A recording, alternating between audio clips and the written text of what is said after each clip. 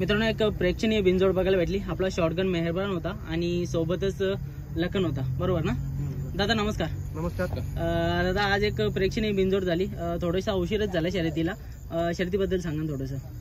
शर्यतीबद्दल सांगायचं झालं तर आम्ही दिवसभर उजवीनच नाव दिलेला। कुठल्याही प्रकारचा आम्हाला जोड म्हणण्याची शक्यता वाटली नाही, त्याच्यामुळे आम्ही कालजाव दगड घेऊन आम्ही आपले पिंपळी होते ना, पिंपळ्यांचं नाव होता उजवी साईडून।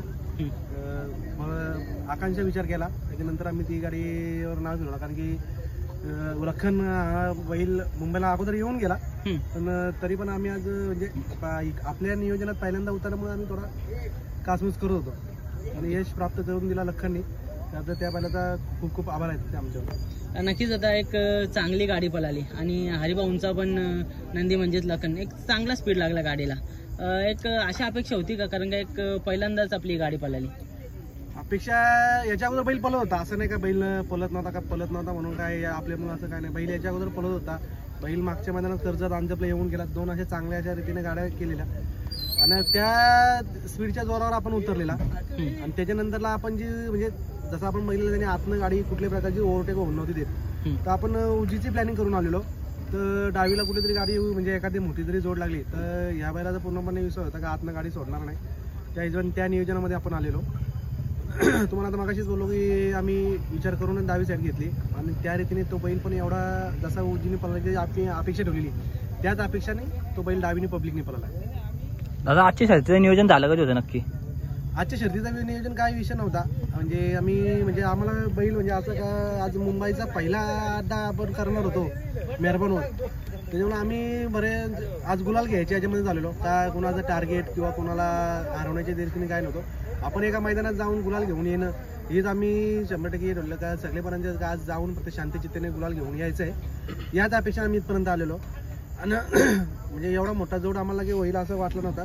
तर आला लखनचा विषय, तर बोलो कुठला तरी इथलाच पहिरा करण्याच्या ऐवजी तर म्हणजे मला देवेश फडके झाला, आशिष पडवल असतील एकविरेचे, तेही बराचसा मानधन देऊन म्हणजे का अपेक्षा करून खास तर मी देवेश फडकेच्या शब्दाला जास्त मान ठेवला का बैल मी बैल आणतोय, तुम्ही मला बैल द्यायचा, माझा मित्र आहे कुठेतरी, याच्या अगोदर त्यांनी मला भरपूर अशी साथ दिलेली आहे, त्याच्यामुळे मी पण त्याच्यासाठी काय करावं असं वाटलं म्हणून मी त्यांनीच एका शब्दाला त्याच्या मी लगेच मान ठेवला आणि त्याला बोलू हे बैल घेऊन।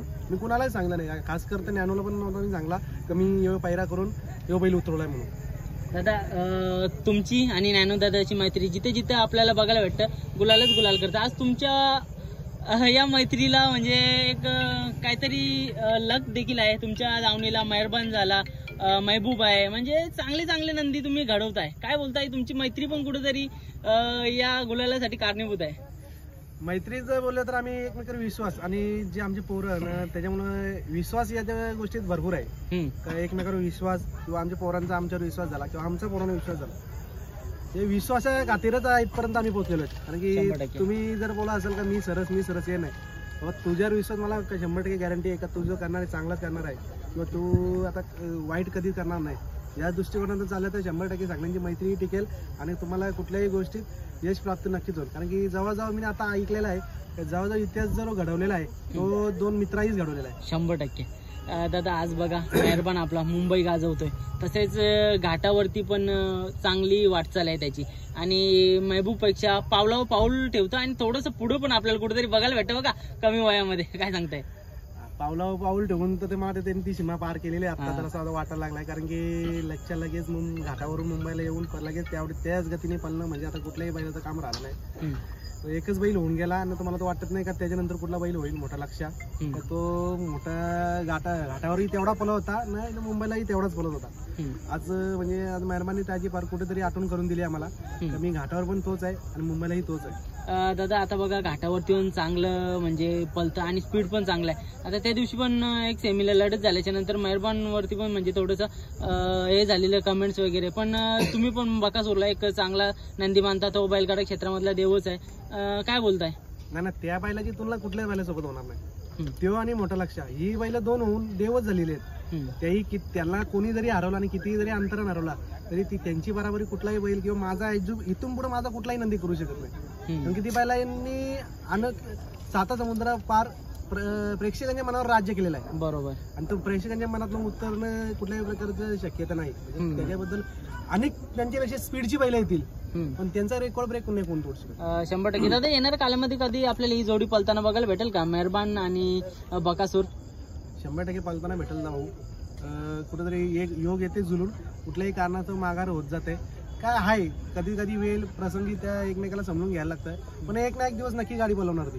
दादा थोड्या आता महिन्यात आता म्हणजे पुढच्याच महिन्यात आता पुसेगाव मैदान येतो आपला, तर कसं काय नियोजन वगैरे झालंय का? नियोजनचा पुस्तकाचं म्हणजे आतुरता सर्वांनाच आहे कारण की हिंदकेसरीचा जो किताब आहे तो सगळ्यात प्रभावित त्यालाच मानला जातो इतर हिंदकेसरी किताबाच्या पेक्षा. आता आम्ही एवढं शरीर झालं तर आम्हाला मोठ्या मोठ्या अड्ड्यात बॅड लगच ठरलं आमचा. तर यंदा या फिरला आम्ही हिंदकेसरीच्या किताबाला लग घडवण्याचा प्रयत्न करू आणि 100% त्यात प्राप्त करून दाखवू. हे शब्द मी तुम्हाला आज देत आहे तर 100% आम्ही करूनच दाखवू. मेहरबान हा हिंदकेसरी मैदान आहे, त्या मैदानात 100% फायनल राहणारच. दादा बघा ना, महबूबने भूतकाळात म्हणजे आपलं खूप नाव केलं, तसं आता मेहरबान पण करताय. पण गेल्या वर्षी महबूबने तुम्हाला अपेक्षित पण नव्हतं असं गुलाल दिलं, काय सांगताय? दादा त्यांच्याकडून आम्हाला तर काहीच अपेक्षा नाही, म्हणजे ते बैलाकडून आम्हाला काहीच अपेक्षा नाही. आम्ही त्याच्या अपेक्षा सोडलेल्या आहेत कारण की त्याचं आमच्यावर खूप असं उपकार आहेत. त्यांनी आमच्यावर कर्ज चढवलेलं आहे तर त्याचं कर्ज आम्ही कधीच फेडू शकत नाही. नानू ना मी ना दीपक शेठ कोणच फेडू शकत नाही. म्हणजे आमचे इतर आम्ही त्याच्यासाठी आता आम्ही जे करू ते आमचं त्याचं कर्ज फेडण्याचा एक उपकार असतील किंवा ते आम्ही त्याची सेवा जी करणार आम्ही आणि त्या अपेक्षित तो आता आम्हाला तर अजून अपेक्षा वाढवत चालला. यंदा आता पण फेरा टाकला गेल्या अड्ड्यात इथं ओसाडण्याला हे 4 दिवसापूर्वी. तो आमचा दर फिरला अपेक्षा वाढवत जातात. आम्ही बोललो तर वय झालं थोडा कमी आखलो पण तो जसा जसा आम्ही असं तोंडात शब्द काढतो त्याच्यात तो आम्हाला अजून अपेक्षा वाढत जाते. पण आम्हीच कुठेतरी मनावर ताबा ठेवणार आहेत आणि त्याला योग्य ते वेळीच काढणार आहेत. कानादा काय सांगाल, म्हणजे कान्हा शेट या नावातच काहीतरी बघा. तुम्ही जे छोटे मोठे नंदी आणताय ना ते कुठून कुठे टॉपला घेऊन जात आहे. असं काय म्हणजे तुमचे खुराक बोला किंवा देवावरची श्रद्धा बोला किंवा नंदीवरचा विश्वास बोला, कुठं ना कुठं तरी कामी येतं आणि ते नंदी टॉपला निघतात. नंदींचा तर आशीर्वाद माझ्या पहिल्यापासून आहे पण त्याच्याबद्दल तुम्ही देवांचा आशीर्वाद मी पूजा तर सर्वच जण करतात. असं नाही का देवांची पूजा सकाळी उठल्या सगळेच जण करतात. आमचा दुसरा काही विषय नाही. पण हा विषय असा का तो म्हणतो नावासाठी मी मला मेन पहिली गोष्ट सांगतो ही मला जी साथ आहे ना म्हणजे दीपक शेट्टी आली, ज्ञानूची आली, देवे झाले आणि जी बैल आहे ते समीर भाई मागे बोलतोय म्हणजे प्रत्येक मंडळी आमचा ग्रुप झाला सरपंच ग्रुप यांची जी साथ मला जी मेन लाभलेली आहे ना ती माझ्या नावासाठी झटते ना त्याच्यामुळे मी आज इथपर्यंत म्हणजे यशस्वी आहे. ओके दादा, जाता आता शेवटचा प्रश्न विचारतो की आता बघा अखंड महाराष्ट्राला वेट लावणारी मथुर महबूबची बिंजोरचं क्षेत्र ज्यांनी गाजवलं अशी जोडी पलताना सगळ्यांची इच्छा आहे. भले फेरा काय असे ना प्रत्येक वर्षी आपण बोलतो आता होईल फेरा करा काहीतरी. 100% करताना दिसत. दादा राहुल दादा पण जरा इलेक्शन मध्ये बिझी आहेत, आजही ते मैदानात नव्हते पण येत्या आठवड्यातच तुम्हाला मी महबूब आणि मथुरचा फेरा पडताना दिसेल आणि कदाचित झाली तर शर्यती करताना दिसेल. 100% दादा शुभेच्छा आजच्या गुलालासाठी आणि मेहरबान नेहमीच असाच गुलाल घेत राहू. मुंबई मध्ये नव्हे तर घाटावरती पण आपलं नाव लौकिक करत राहू हीच ईश्वरचरणी प्रार्थना करतो दादा. धन्यवाद.